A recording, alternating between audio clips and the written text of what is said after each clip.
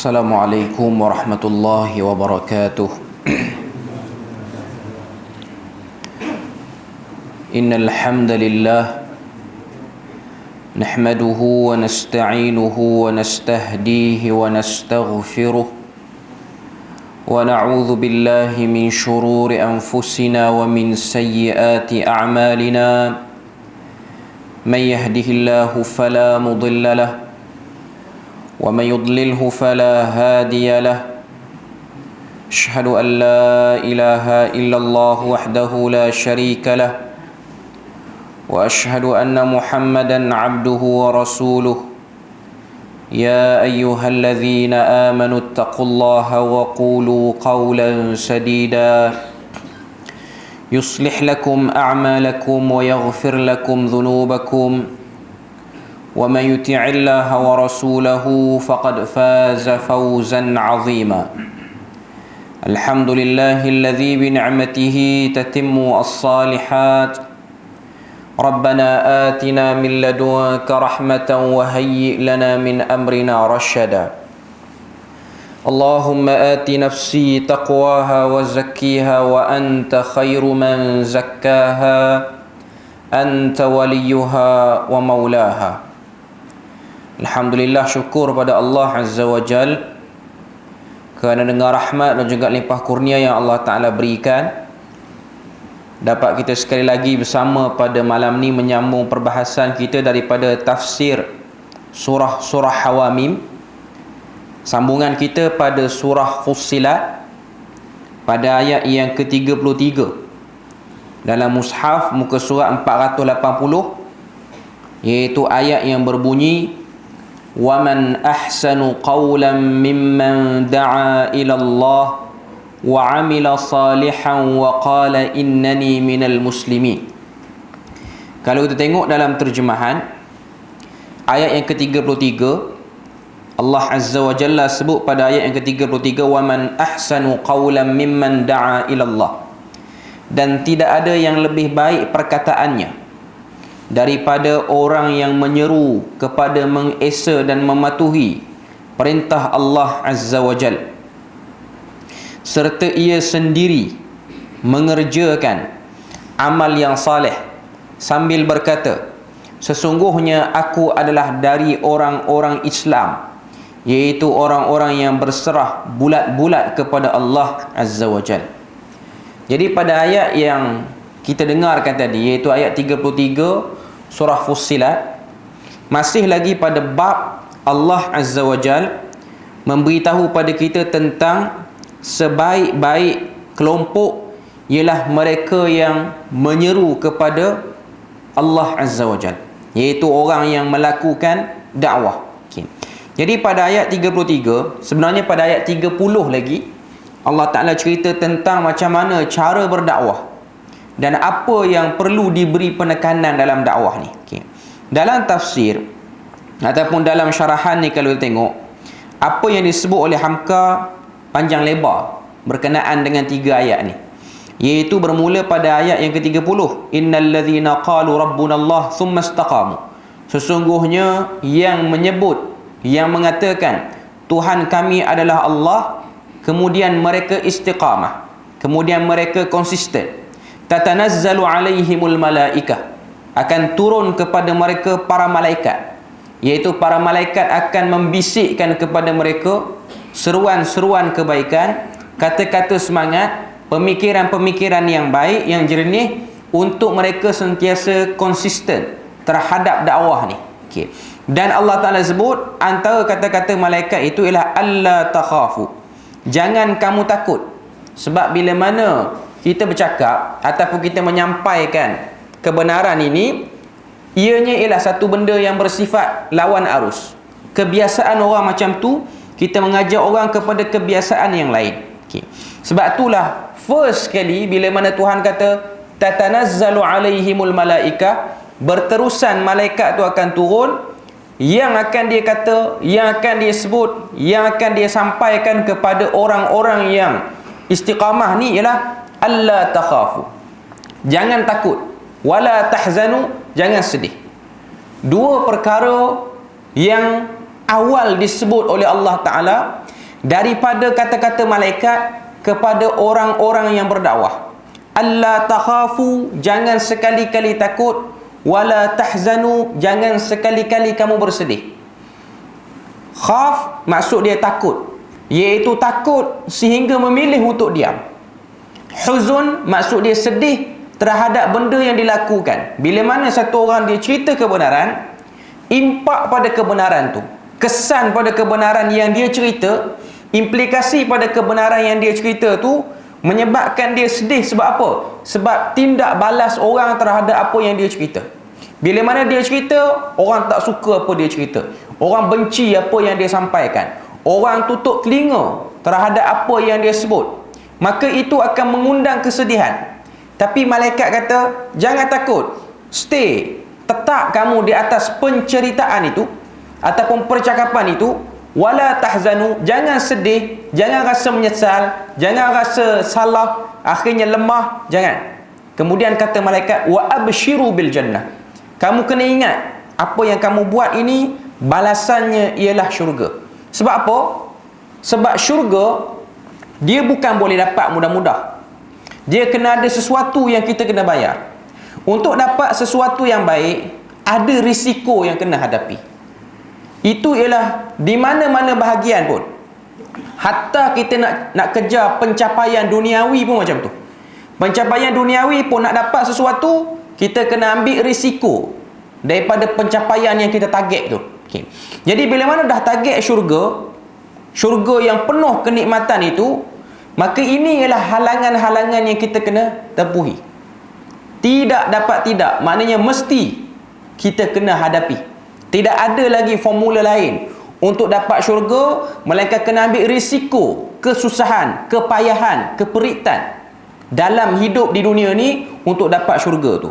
Kemudian Allah Ta'ala sebut, para malaikat kata, nahnu awliya'ukum, kamilah yang akan menjadi penjaga-penjaga kamu, fil hayatid dunia, dalam kehidupan dunia, wa fil akhirah, dan juga dalam kehidupan akhirat. Maknanya malaikat ni akan berterusan dekat dengan orang yang sampaikan kebaikan ni. Maknanya waktu hidup di dunia pun sampailah dalam kehidupan akhirat. Dan permulaan kehidupan akhirat tu ialah alam barzakh. Itu ialah sempadan yang pertama ataupun tempuhan yang pertama daripada alam akhirat. Walakum fiha ma tashtahi anfusukum. Kemudian kata Allah Ta'ala, kamu akan dapat semua yang kamu inginkan dan angan-angankan. Walakum fiha ma tad'un, dan kamu akan dapat semua sekali. Nuzulan min ghafurir rahim.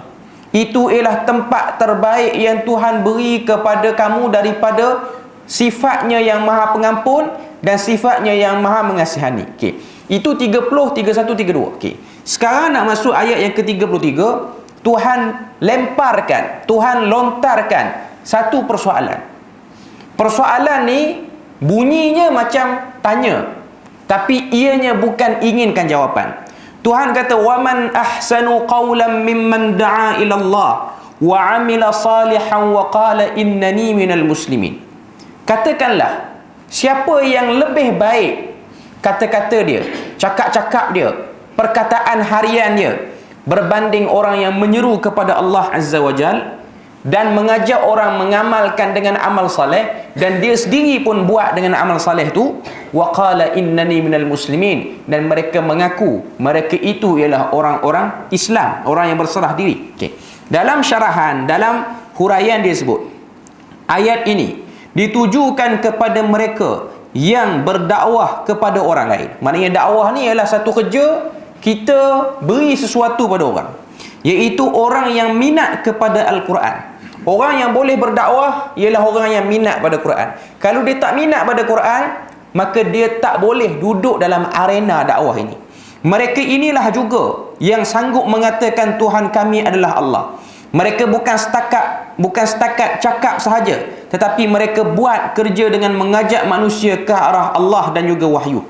Maknanya mereka bukan hanya suruh, tapi mereka pun usaha untuk diri mereka tu duduk di atas garisan ikut wahyu tu.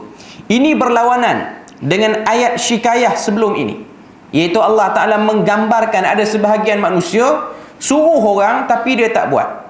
yang mana mereka menghalang orang lain daripada mendengar kebaikan. Itu merujuk kepada musyrikin Mekah. Begitulah golongan yang anti terhadap Al-Quran. Mereka akan menghalang orang lain daripada mendengar Al-Quran. Okay. Kalau kita tengok pada ayat-ayat sebelum ni, Allah Ta'ala cerita tentang bagaimana seruan orang kafir, iaitu pada ayat yang ke-26. Tuhan kata, وَقَالَ الَّذِينَ كَفَرُوا لَا تَسْمَعُوا لِهَذَا الْقُرْآنِ وَالْغَوْا فِيهِ لَعَلَّكُمْ تَغْلِبُونَ. Orang kafir kata, jangan kamu mendengar Al-Quran dan buat bising. Bila mana kamu dengar alunan Al-Quran itu dikumandangkan ataupun ditinggikan, supaya kamu tidak tertewas dengan datangnya ayat Al-Quran tu. Maknanya dia orang cuba gambarkan ayat Al-Quran tu cukup bahaya.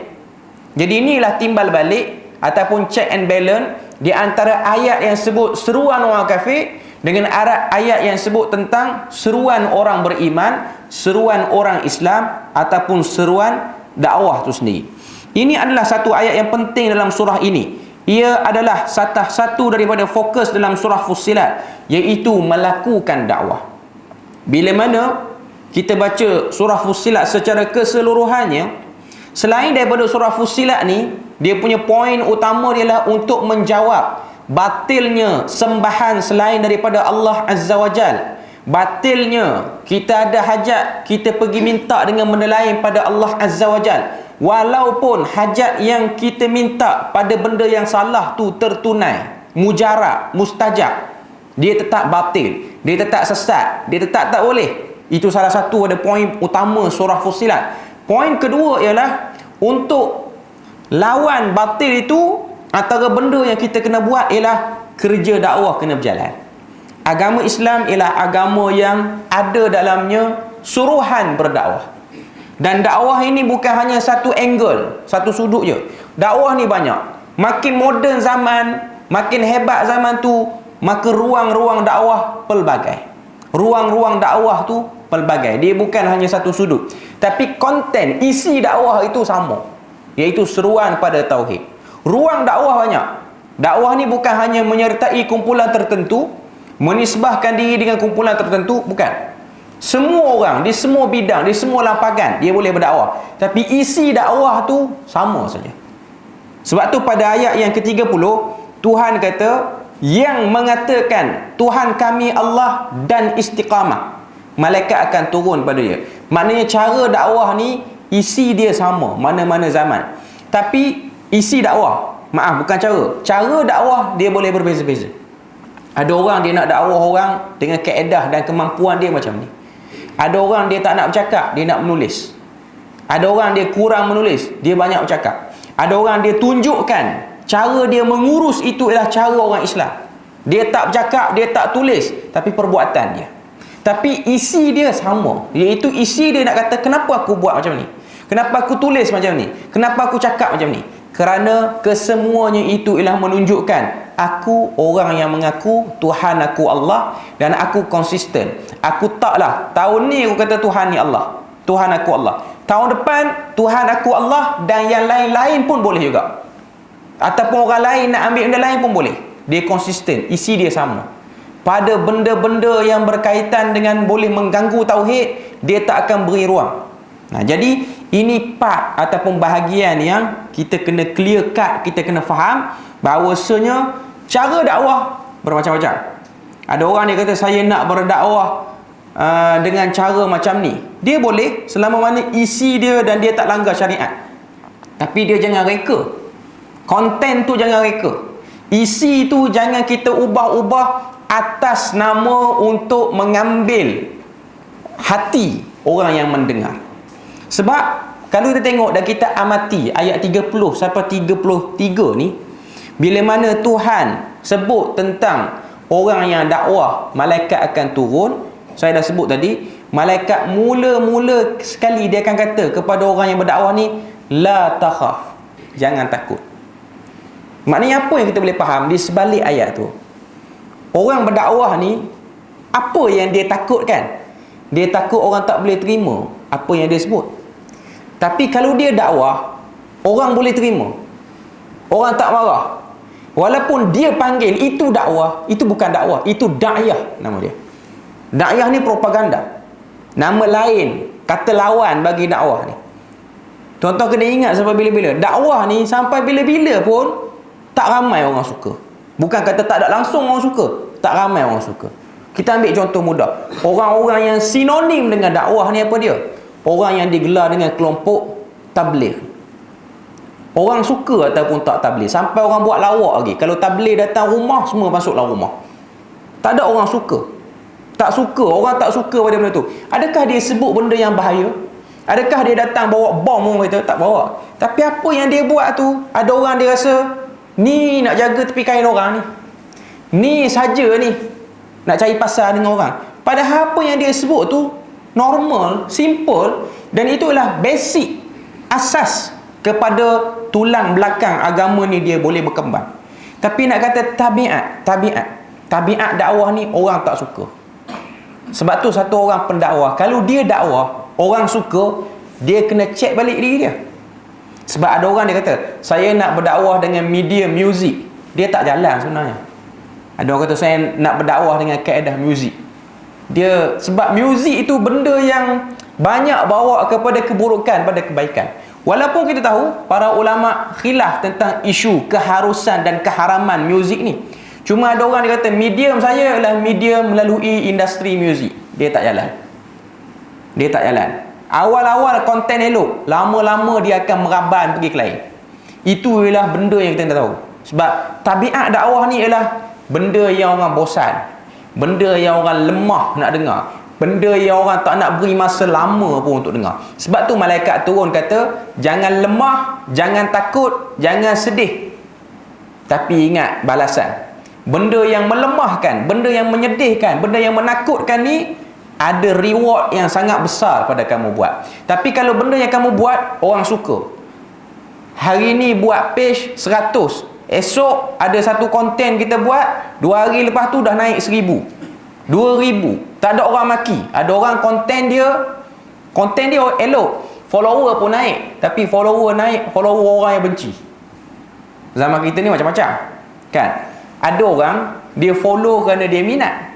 Sebab zaman sekarang ni orang dah tak bersemuka, orang banyak duduk di media sosial lagi. Sebab tu saya ada dengar satu orang penceramah, dia kata, kita di dunia sekarang ni dah ada banyak alam dah. Dulu bila mana belajar kitab akidah, ada beberapa alam yang kita tahu, iaitu alam rahim. Satu orang manusia sebelum dia zahir ke dunia, dia duduk di alam rahim, iaitu dalam ibu dia, dalam perut ibu dia. Kemudian dia pergi ke alam dunia, lepas pada tu dia pergi ke alam barzah, lepas pada tu baru pergi ke alam akhirat. Tapi untuk tahun 2000 ke atas, alam dunia tu jadi dua. Satu alam realiti, satu alam maya. Yang ramai ni duduk dekat alam maya sampai sekarang ni 2022 ni, tak kenal pun orang siapa. Tapi di alam maya aktif tu, kutuk orang tu, kutuk orang ni. Dia seorang Facebook sampai 20. Sebab yang ni untuk kutuk page ni, yang ni kutuk page ni, yang ni puji page ni, yang ni cover kawan page lain. Macam-macam keadaan manusia. Cuma nak katanya, itu dunia realiti hari ini. Dunia realiti hari ini. Sebab tu kalau kita tengok, dengan pesatnya media sosial ni, dia ada kesan buruknya dan dia ada kesan baiknya. Kesan baiknya, capaian dakwah ni tak macam dulu dah. Kita boleh sampaikan dakwah dengan mudah. Kita boleh sampaikan penerangan dengan senang. Dan zaman sekarang ni kalau ada problem, pengurusan tak elok, orang viral. Orang lebih selesa kaedah viral berbanding pergi buat aduan pejabat ni, naik pejabat ni, tak jalan. Viral baru jalan. Saya cerita sikit pengalaman saya. Saya bukan nak burukkan mana-mana orang. Okay. Bila mana saya dengan isteri ni, dia ada problem dengan waktu dia beberapa kali mengandung, dia perleh ni, okay, kita ada benda tak puas hati dengan pengurusan.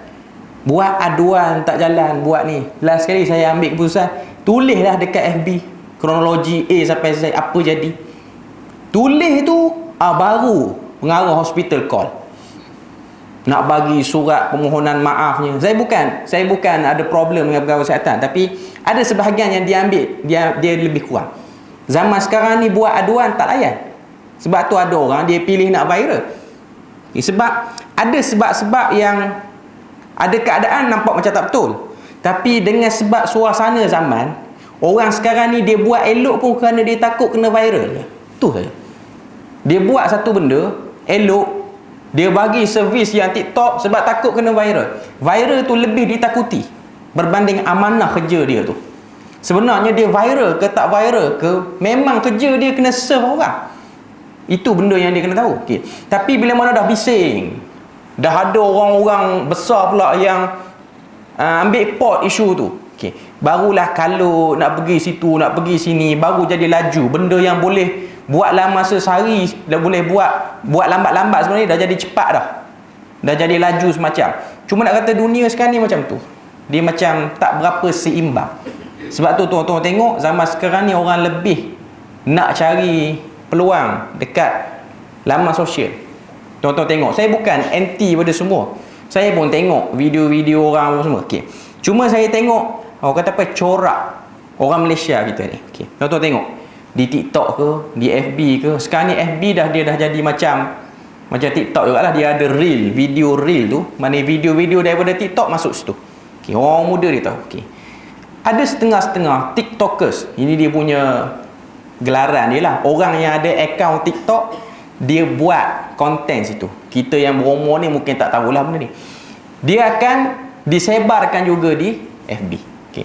Saya tengok trend orang Malaysia kita ni, bila mana ada video-video lawak, video-video tu dia mengingatkan kita pada style hidup tahun 90-an, 80-an. Orang tengok sampai berjuta orang tengok. Video biasa je. Video setakat pergi sekolah lawan pemadam. Orang Terengganu panggil robah. Okey, pemadam sekolah tu timbang lawan. Ingat, jadi orang yang hidup tahun 80-an, 70-an duk teringat, 90-an duk teringat. Oh, sekolah dulu ada lawan getah pemadam ni. Okey, teringat. Video tu melonjak sampai juta-juta. Orang yang buat konten tu naik. Last kali dia jadi duta produk ni. Tak salah. Saya bukan kata benda tu salah. Saya kata fokus orang Malaysia ni dia ke arah itu. Dia minat benda-benda yang santai, benda-benda mudah. Tapi kalau benda-benda yang cakap tentang hadis, tuan-tuan tengok kuliah Dr. Rozaimi di Kuala Perlis. Saya dah tengok orang-orang yang komen. Dia kata kuliah apa benda payah. Ada orang komen buku metodologi hadis tu kan. Buku tu memang dia agak berat sikit. Kalau orang yang ikut online apa semua, buku yang warna hitam tu yang Dr. Rozaimi ada tulis tu, okey, yang dibuat kuliah dia, ada orang komen benda-benda payah kuliah di masjid. Habis masjid nak buat apa? Nak angkat jari tengah je. Maknanya orang ingat, orang tak boleh benda-benda payah ni, orang tak apa-apa nak. Sedangkan dulu saya selalu sebut masjid-masjid dulu berfungsi memahamkan orang pada benda-benda payah. Walaupun saya tengok flow tu walaupun payah, Dr. Rozaimi dah cuba usaha untuk bagi dia rendah sikit. Dia bagi rendah sikit. Cuma saya nak katanya nak buat kuliah yang berskala hardcore sikit. Maknanya nak bincang. Macam kita ni punya kuliah tafsir ni pun masih lagi bawah lagi. Kita tak bincang kenapa Tuhan pilih perkataan nuzulan, lepas tu dia tanwin, kenapa tak ada alif lam. Yang tu dah payah lah tu. Yang tu dia macam banyak benda. Yang ni hazaf, yang ni isbat, yang ni kenapa ada macam ni. Yang tu kita tak bincang. Cuma saya nak katanya orang tak bersedia ke arah tu. Dia tak bersedia. Dia tak boleh nak pergi yang berat-berat ni, dia tak boleh. Dia jadi semacam, dia jadi pening, akhirnya dia tinggalkan laman itu, dia tinggalkan tempat tu. Cuma saya nak katanya itu antara keburukan media sosial. Orang nak pergi pada benda-benda mudah saja. Dan yang kedua, dia ganggu fokus. Sebab tu kalau tengok zaman sekarang ni, manusia ni dia rosak fokus dia kerana telefon apa semua ni lah. Tuan-tuan tengok sebahagian mak ayah ni, saya secara umum saya sebut, yang ada anak-anak kecil, dia nak alih fokus anak dia, dia bagi je telefon, kedai-kedai makan bagi telefon. Okey, benda tu dari satu segi dia boleh memberhentikan bunyi bising budak tu, tapi untuk jangka masa panjang dia merosakkan otak dia. Sebab dia bertumbuh dengan cara yang tak normal lah. Sebab dia duk hadap benda tu, lama-lama dia jadi ketagihan. Bahkan dia boleh create penyakit baru. Tuan-tuan tengok dalam YouTube apa semua, dalam media sosial duk share, ketagihan gadget ni ialah benda yang serius. Lepas pada tu ada satu badan di Malaysia ni, dia keluarkan satu kajian, 73 orang Malaysia tak berminat lagi. 73% orang Malaysia tak berminat untuk sambung belajar ke peringkat yang lebih tinggi. Sebab apa? Sebab realiti tengok orang banyak duit sekarang hanya berpada dengan CJ biasa-biasa. Lepas pada tu famous, jadi influencer, yang tu lebih grab duit banyak lagi, dapat duit banyak. Sebab memang tak dinafikan di Malaysia kita ni ada orang yang belajar sampai master, PhD pun tak ada kerja tetap, merempat. Bukan merempat, mana jadi macam duk cari ruang nak cari kerja ni, akhirnya dia duk buat 2-3 kerja. Cerdik lah, orangnya cerdik. Okay. Tapi orang-orang yang biasa-biasa je hanya relax, buat konten lebih-lebih kurang. Orang bagi duit sebab setiap kali orang tengok viewers tu ada macam-macam. Okay. Ini ialah ketidakseimbangan. Sebab apa? Sebab keberjayaan hidup tu dinilai dari segi material. Banyak duit berjaya, kurang duit tak berjaya. Banyak memiliki hartanah berjaya, kurang memiliki hartanah kurang berjaya. Okay. Jadi ini benda yang merosakkan. Okay. Kemudian Tuhan sebut balik pada ayat ni, Tuhan kata waman ahsanu qawlan mimman da'a ila Allah. Bila mana Tuhan kata waman ahsanu qawlan, dan siapa yang lebih baik kata-katanya, maknanya bila mana Tuhan sebut waman ahsanu qawlan, ini ialah kata tanya, siapakah yang paling terbaik kata-kata dia? Orang belajar bahasa Arab dia akan tahu ahsanu itu ialah isim tafdil, iaitu kata untuk menunjukkan, perkataan untuk menunjukkan yang paling top atas, tak ada orang yang lebih atas pada tu. Contoh yang kita selalu dengar hari-hari, Allahu Akbar. Perkataan akbar itu ialah isim tafdil mai pada perkataan kabir. Kabir maksud dia besar. Besar tu besar dah.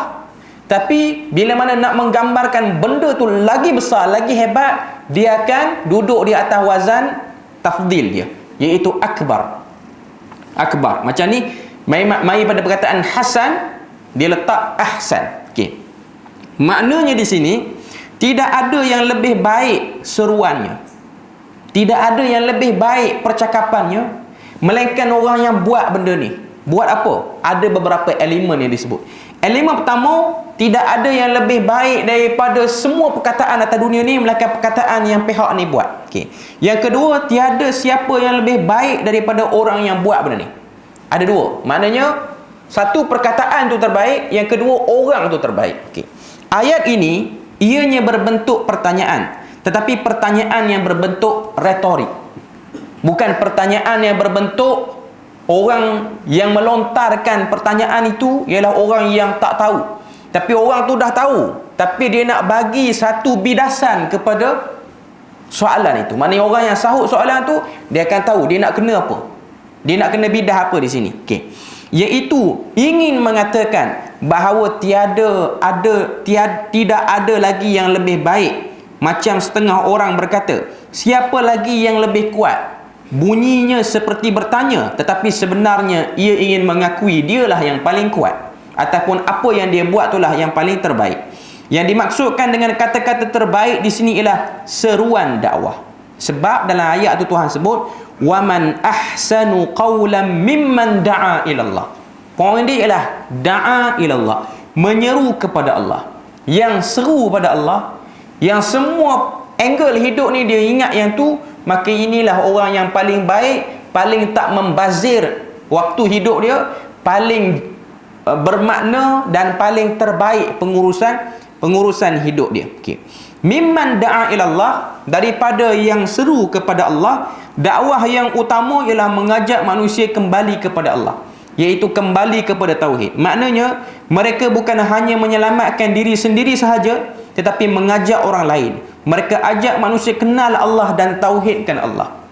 Tauhid maknanya mengesakan, membuang semua benda-benda yang boleh mengganggu proses pengesaan Allah Ta'ala. Itu kerja dakwah. Itu yang dimaksudkan dengan kerja dakwah. Okey. Dan juga bermaksud tidak ada orang yang lebih baik daripada orang yang participate, orang yang join kerja dakwah ni. Tak ada benda lain yang lebih baik atas dunia melainkan yang tu. Tapi macam saya sebut tadi lah, dakwah ni bukan satu angle, atau bahasa mudah, bukan join diri dalam tabligh semata-mata. Saya tak kata tabligh tu tak elok. Okey. Tabligh ni adalah satu gerakan yang ada jasa dia kepada umat Islam di seluruh dunia. Bukan hanya di certain negeri, tapi di seluruh dunia. Okey. Cuma nak kata ruang lingkup dakwah itu bukan hanya duduk dalam angle macam tu je. Banyak lagi. Maknanya kita semua yang kerja ni, tak kiralah dia kerja dalam sektor pentadbiran, dia kerja dalam bab pendidikan ke, dia kerja pengurusan ke, apa-apa semualah, hatta dia duduk dalam bidang ketenteraan ke, dia duduk dalam bidang perisikan, keselamatan, apa-apa semua pun, mereka ada peluang dakwah. Mereka ada ruang untuk mereka dakwah itu. Okey. Langkah pertama ialah memperbetulkan diri. Itu telah disebut dalam ayat-ayat sebelum ini. Antaranya ayat ke-6, di mana Allah Ta'ala menyuruh kita beriman dan beristiqamah dalam iman itu. Maknanya pada awal-awal surah lagi Tuhan dah sebut. Ini yang pertama, orang yang nak dakwah dia kena buat. Dia kena berbetul diri dia. Oleh itu langkah pertama dakwah ialah memperbetulkan diri kita dahulu. Macam mana kita ingin mengajak orang lain kalau diri sendiri pun tidak betul? Macam mana kita ingin naik kapal terbang kalau kita sendiri kekurangan oksigen? Kita harus memakai oksigen itu dahulu sebelum memberikan kepada orang-orang di bawah jagaan kita. Ini perumpamaan yang dibuat. Selepas kita membetulkan diri kita, maka kita ajak orang lain pula. Memang tidak boleh duduk diam setelah belajar tafsir. Kena jalankan kerja dengan sampaikan kepada orang lain pula. Macam juga diri Nabi SAW setelah mendapat wahyu, baginda sampaikan kepada umat. Tabiat orang yang faham Quran ni, dia ada rasa nak sampai kepada orang. Kalau dia tak timbul lagi rasa nak cerita pada orang, kita bukan lagi belajar Quran. Kita baru belajar cara baca. Sebahagian orang dia belajar bacaan Quran. Baguslah. Memang baca Quran betul ni dituntut. Cuma kemuncaknya ialah faham isi sampai pada orang. Sebab semua ayat dalam Quran tu wajib disampaikan bagi orang yang tahu kehendak tu. Dia tak boleh simpan untuk diri dia seorang. Dia kena sampaikan. Okey. Tapi kita kena ingat bahawa mereka yang sampaikan wahyu kepada manusia kena berlawan dengan mereka yang anti ajaran Al-Quran. Macam sendiri Nabi SAW yang telah dilawan oleh puak baginda sendiri. Okey, maknanya satu orang dia kena setting. Kalau orang dia fikir dia belajar Quran untuk dia dapat material, tu silap. Dulu kalau kita tengok sebahagian orang kita ni minat belajar tarannum Quran. Bagus. Memang benda tu ada suruhan. Nabi suruh kita baca Quran dengan suara yang elok. Tapi ada setengah-setengah orang dia belajar tarannum tu, baca Quran dengan makam lagu yang ada dalam pembelajaran tu lah. Tujuan dia ialah untuk dapat keahlian masuk majlis tilawah Quran. Maknanya masuk keahlian, akhirnya kita dipandang hebat, dan akhirnya kita dapat kelebihan-kelebihan yang orang lain tak dapat. Tuan-tuan tengok orang-orang yang terlibat, tak semua niat dia orang tu pada Allah Azza wa Jal. Ada sebahagian mereka bagus, orang-orang yang baik. Cuma saya pernah dengar, sebab dulu pun saya terlibat dengan ilmu baca Quran tarannum ni, dan pernah lah masuk beberapa majlis tilawah. Zaman-zaman saya umur belas-belasan, belum masuk umur 20 lagi. Okey, waktu kita remaja lagi lah. Okey. Maknanya kita seronok. Awal-awal rasa macam malah. Sebab belajar tarannum ni dia macam ada pantang larang banyak sikit. Walaupun pantang larang tu tak wajib pun untuk baca Quran. Baca Quran sampai keluar urat. Tak boleh makan benda berminyak. Ais tu, benda-benda yang sejuk tu tak boleh makan. Kena minum air asam jawa sampai sakit perut. Okay. Itu benda-benda yang duk buat. Kena makan benda-benda yang pahit sebab nak bagi keluar lendir-lendir yang ada dekat leher ni. Sebab saya di training, waktu sekolah tu di training oleh satu orang, Johan antarabangsa, tahun 19 berapa saya tak ingat. Okay. Dia ada beberapa tokoh yang belah Pantai Timur ni agak ramai. Okay. Ada yang sampai 7-8 kali, yang tu saya tak pergilah. Yang saya pergi ni lah dia menang sekali saja. Okay. Dan menang peringkat antarabangsa ni melayakkan untuk zaman tu lah, untuk orang tu dapat allowance sara hidup sebanyak RM2,000 sampai dia mati. Kerajaan akan bagi. Jadi benda tu orang seronok. Tapi dia kena ada KPI lah, bukan dia duduk saja, dia kena buat kelas Quran apa semua. Orang nampak hebat sebab tuan guru tu daripada rumah dia kayu dah jadi rumah batu dah. Daripada rumah batu yang kipas dah berubah ada aircon dah. Sebab dulu saya pergi belajar di satu kawasan di Kuala Berang, Terengganu ni, Kuala Berang ni tuan-tuan pergi, dia dah hulu Terengganu, Kuala Berang lah orang panggil. Okey. Orang Kuala Berang ni pun cakap tak macam orang Terengganu yang belah bandar ni. Lain, saya tak reti nak buat. Dia macam Perlis orang Kangau okey. Pergi Abi Padang Melangit lain macam dah sikit. Bunyi dia lain sikit. Okey. Dia taklah sampai macam tu. Tapi tuan-tuan boleh tengok lah. Boleh cari Google macam mana orang Kuala Berang cakap. Okey. Saya pergi belajar. Ini yang sekolah duk hantar lah. Okey. Rumah pendalaman. Sebab Ulu Terengganu ni lah kawasan Tasik Kenyir, kawasan-kawasan pendalaman lah. Kawasan rumah tu daripada kampung tu satu rumah ke satu rumah tu dia jauh-jauh. Dan dia ada hutan yang agak tebal untuk jumpa satu rumah ke satu rumah. Jadi rumah tuan guru tu dia duduk dalam. Nama kampung pun semacam Kampung Nasi Dingin. Nasi Dingin. Sebelum Kampung Nasi Dingin nama dia Kampung Tok Imam Lapar. Saya bukan bohong ni, memang betul. Tuan-tuan tengok okey. Maknanya tuan-tuan lalu kawasan Kuala Berang ni tuan-tuan boleh buat ayat Tok Imam Lapar Nasi Dingin. Bahawa tu ada kampung lain lah, kampung lain. Okey. Dia duduk dalam, duduk kawasan pendalaman. Saya tengok dia pakai kereta elok apa semua. Waktu tu kita yang belajar ni, saya tak pernah masuk lagi. Waktu tu latihan untuk masuk. Saya masuk, alhamdulillah dapat tempat lah. Tuan-tuan boleh tengok tahun berapa, sekitar tahun 2001, 2002. Bagi negeri Terengganu lah. Okey. Waktu tu orang muda tak pernah pegang duit banyak. Okey. Dapat 2,000, 3,000 untuk first and second prize ni dah besar tu. Okey. Lepas pada tu kita jadi seronok. Rasa sedap. Tahun depan nak try lagi. Try menang. Last kali saya duk terfikir, waktu tu dah dekat-dekat nak tukar pengajian ke aliran tahfiz ni, duk terfikir, ini ke orang kata apa, kemuncak orang belajar Quran ni nak kejar menang tu. Tak salah baca Quran, suara elok tu memang dituntut. Okey.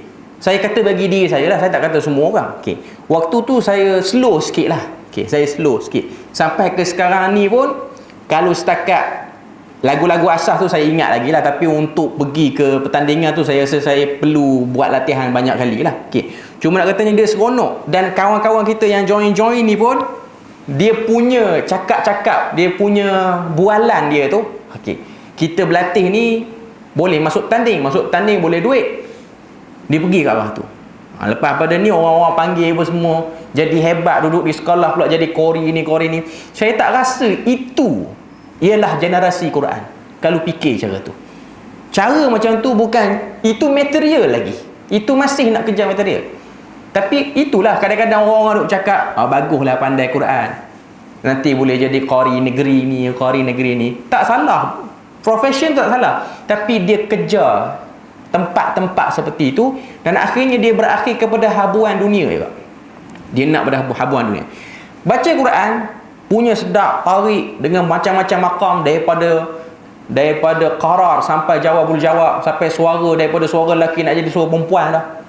Sebab tinggi sangat tarik ni. Okey. Tapi apa? Ayat tu duk cakap tentang apa? Tak tahu apa. Ayat tu maksud dia apa? Tak tahu. Tapi boleh tarik sedap. Baca depan sultan, baca depan Perdana Menteri, baca depan menteri besar, apa pun tak tahu. Saya yang jadi, yang jadi turning point tu bila mana saya dijemput untuk buat persembahan bacaan. Dalam tu ada satu orang tokoh, iaitu Dr. Basit ada waktu tu. Okey. Kebetulan kita duduk meja yang dekat dengan dia lah. Saya baca surah Al-Ahzab. Okey. Saya tak tahu apa, tak tahu maksud. Lepas baca tu, dia pun datang dekat saya, tahu apa maksud bacaan Quran. Sebab dia kata, ayat saya baca tu lagu marah, sedangkan ayat tu ayat sedih. Tu tanda tak faham maksud. Dia ada orang kan, lagu cerita neraka, tapi dia baca nada gembira, lagu Hijaz. Lagu Hijaz ni memang lagu dia rancak sikit. Okay. Ayat tu cerita orang kena humban, muka hancur, badan hancur, baca macam seronok. Sepatutnya ayat tu kena baca dengan lagu Nahawan ke, lagu Sabah ke, dia kenalah dengan tu dia. Jadi seorang pembaca Quran, kalau dia tak faham maksud, dia akan baca meraban lah. Dia akan baca tak tahu apa. Baca Al-Quran dengan maqamat tu tak ada masalah. Cuma tak faham maksud, akhirnya kita tak dapat sampai mesej. Dan lebih baik kalau satu orang dia baca Quran, dia selangi dengan kefahaman daripada Quran tu. Okey. Maknanya baca Quran dengan faham itu lebih baik dan lebih masuk dengan arahan Quran. Suruh baca dan suruh faham. Okey. Kemudian kita tengok apa lagi yang dia sebut sini.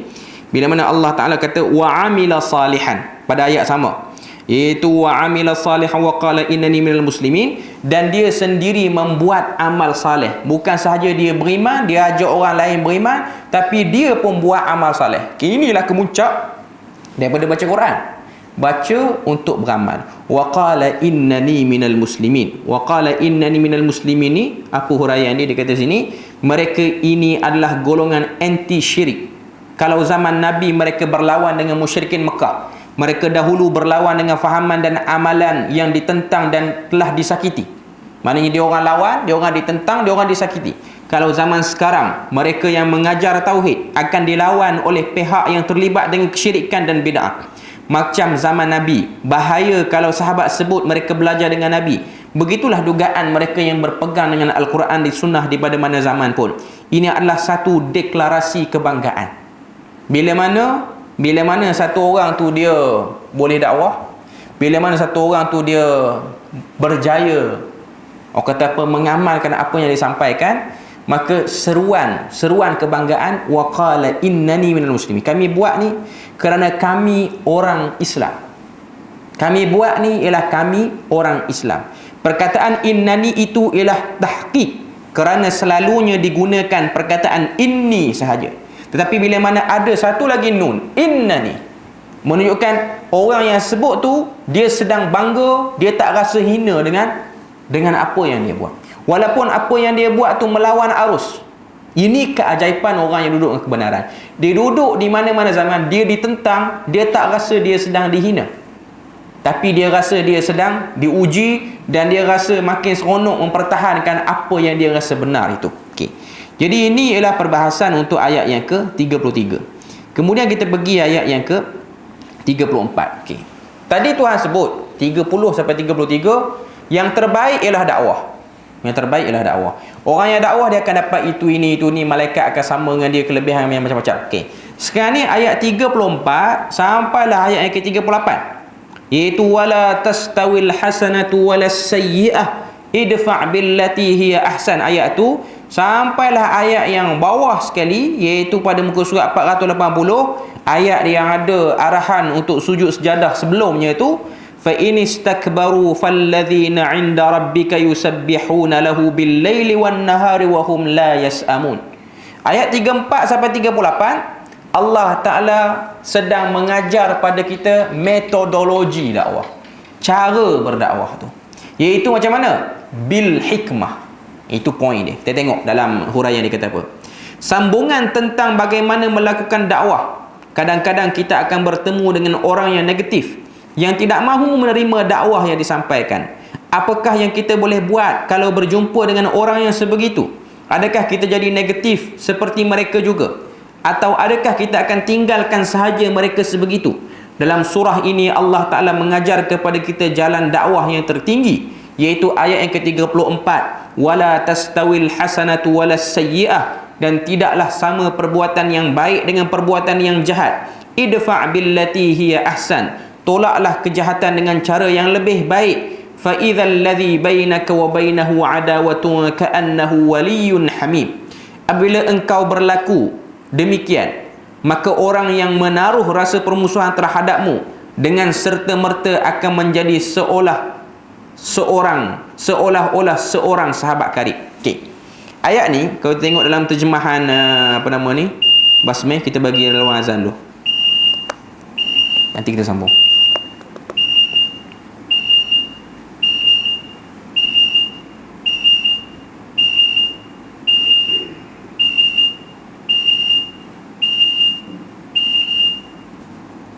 Okey, kita tengok ayat yang ke-34 sikit lagi perbahasan kita.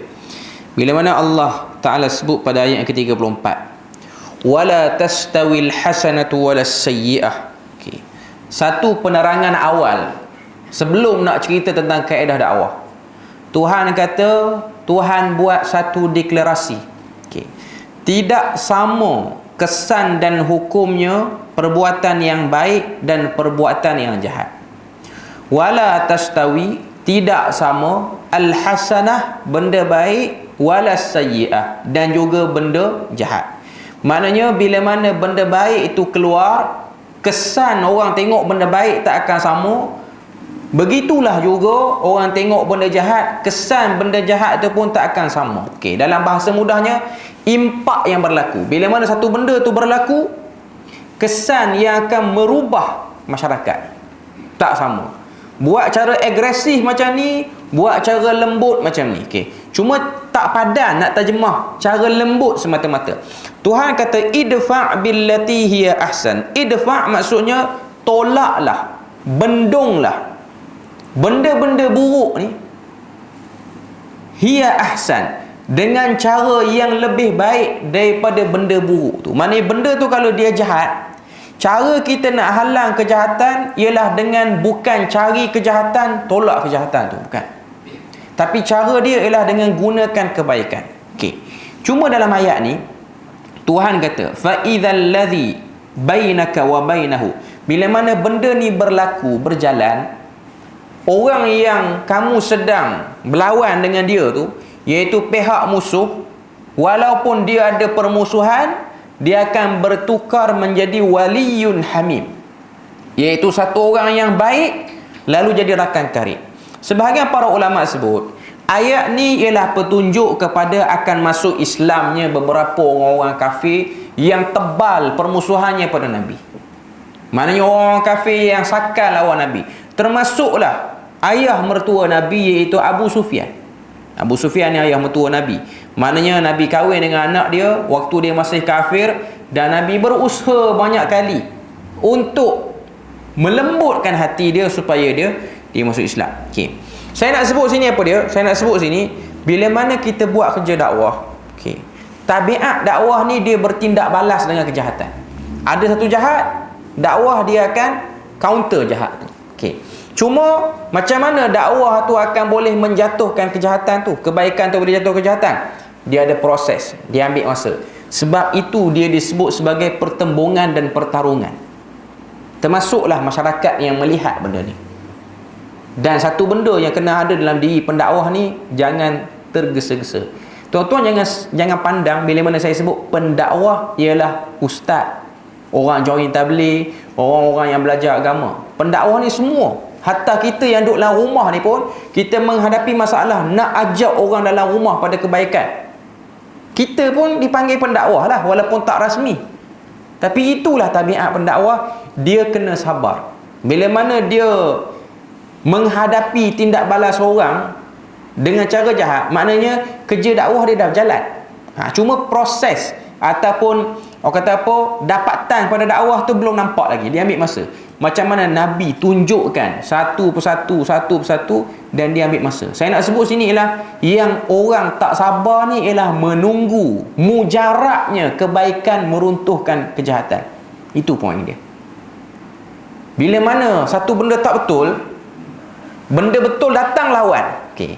Kita tak boleh letak dalam kepala waktu benda betul tu hentam benda jahat tu, benda jahat tu akan terus jatuh. Tak. Dia ambil masa. Sebab ini ialah bukan pertarungan tumbuk fizikal. Inilah pertarungan yang ada macam-macam.